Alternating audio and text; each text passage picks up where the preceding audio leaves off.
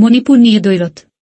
মণিপুরের মুখ্যমন্ত্রী এন বীরেন সিংহ বৃহস্পতিবার বলেন, কেন্দ্র এবং রাজ্য সরকার রাজ্যে চলমান সংকটের স্থায়ী সমাধান আনার জন্য সমস্ত প্রচেষ্টা চালাচ্ছে, কিন্তু পরিস্থিতির অত্যন্ত সংবেদনশীল ও ভঙ্গুর হয়ে রয়েছে।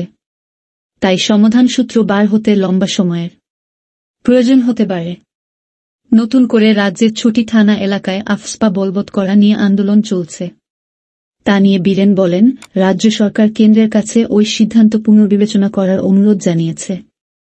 রাজ্যে শান্তি ফিরিয়ে আনতে সরকারের প্রচেষ্টায় জনগণের আন্তরিক ও সার্বিক সহযোগিতা প্রয়োজন।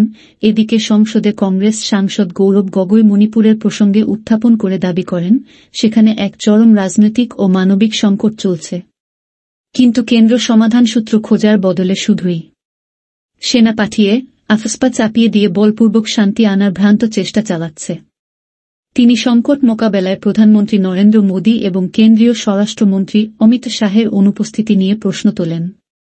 বলেন, মণিপুরের জনগণ জানতে চায় প্রধানমন্ত্রী কবে রাজ্যে যাবেন এবং কেন্দ্রীয় স্বরাষ্ট্রমন্ত্রী কবে পরিস্থিতি সমাধানের জন্য দৃঢ় পদক্ষেপের রূপরেখা সংসদে তুলে ধরবেন।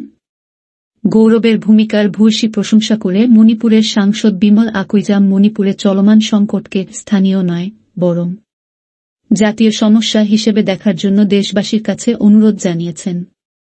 গৌরব আরও বলেছেন, এই সরকার মণিপুরে তার ব্যর্থতা আড়াল করার জন্য জর্জ সোরসকে ঢাল হিসেবে ব্যবহার করছে।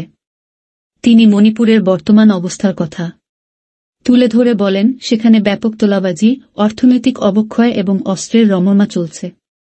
শিক্ষা ও স্বাস্থ্যসেবা সহ জনসাধারণের পরিষেবা ভেঙে পড়েছে।